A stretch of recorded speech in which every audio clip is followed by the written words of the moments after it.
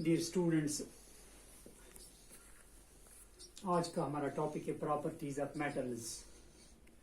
ये आपकी science book में चैप्टर 11 है और आज हम इसी टॉपिक को पढ़ने जा रहे हैं। Materials, metals and non metal chapter का नाम है। और dear students, metals and non metals समझने के लिए dear students, as you are familiar with the number of materials, आप बहुत सारी मटेरियल्स या जो ऑब्जेक्ट्स है इनसे वाकिफ हो। मिसाल के तौर पर आयरन, एल्यूमिनियम, कॉपर एक्स्ट्रा, ये जो ऐसे मटेरियल्स है जिनसे आप वाकिफ हो।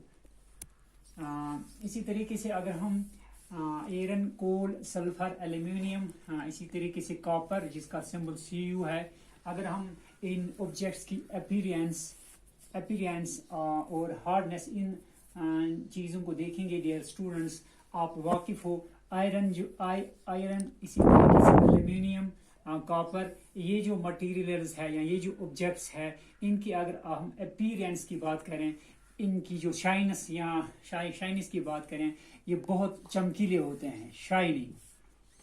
इसी तरीके से अगर हम एल्यूमिनियम की बात करें, जिनसे आप वाकिफ हो, एल्यूमिनियम शाइनी। इसी तरीके से कॉपर जो है, ये सारी मटेरियल शाइनी है।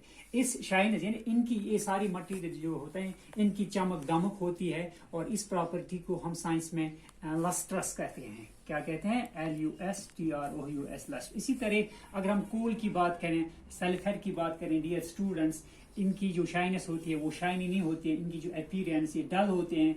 अगर हार्डनेस की बात करें dear students, iron, aluminium, copper, ये बहुत हार्ड होते हैं। इसी तरीके से अगर कोल, ये सल्फर की बात करें डियर स्टूडेंट्स, ये इनकी जो अपीयरेंस है ये डल है और ये वेरी हार्ड, ये वेरी हार्ड नहीं है डियर स्टूडेंट्स। दीज आर, ये ऐसी इन चीज़ों के बारे में, ये प्रॉपर्टीज आप इन चीज़ों से वाकिफ हो। इसका मतलब ये है डियर स्टूडेंट्स, अगर मैं आपसे कहूँ कि ये जो मैंने ऑब्जेक्ट्स यहाँ पे लिखे, इन ऑब्जेक्ट्स में मेटल्स का तज़किरा करो, हाँ, तो आप आसानी से बोल सकते हो ये जो आयरन है, एल्यूमिनियम है, कॉपर है, दीज आर मेटल्स। ये जो कोल है, सल्फर है, these are non metal. Dear students, इसका मतलब है iron, aluminium, copper, these are metals, coal and sulphur, these are non metal. Dear students, का मतलब यह है कि metals can be distinguished from non metals on the basis of their physical and chemical properties. ठीक है, यानी metals और non metals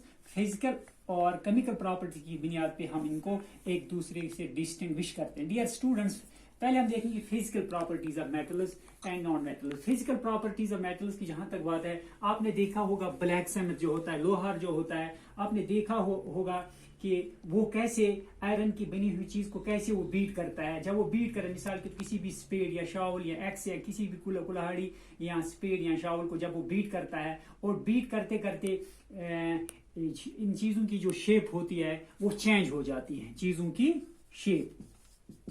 लेकिन आयरन मेटल है, इसे एल्यूमिनियम या कॉपर, इन चीजों को जब भी कोई ब्लैक सैमथ लोहा जब इन चीजों को बीट करता है, वो बीट करते करते इन चीजों की बीट करने से इन चीजों की जो शेप हो जाती है वो चेंज हो जाती है। लेकिन would you expect a similar change if we try to beat a wood log? अगर आप लकड़ी के किसी भी टुकड़े को लाओगे फिर इसको बीट करोगे, क्या इसको भी इस तरीके से आप किसी भी चीज में या इसकी शेप को कन्वर्ट कर पाओगे? नहीं। आपका जवाब है सिमिलरली, इन चीजों से आप वाकिफ हो, ऐसा नहीं हो सकता है। डियर स्टूडेंट्स, ये समझने के लिए properties of metals and non metals, मिसाल के तौर पर आप किसी भी आयरन नेल, इसी तरीके से कोल पीस, या आप थिक एल्यूमिनियम वायर को लाओगे और इसी तरीके से पेंसिल लेड को लाओगे, पेंसिल लेड को लाओगे। जब इन चीजों को लाओ, इसके बाद beat the iron nail with a hammer.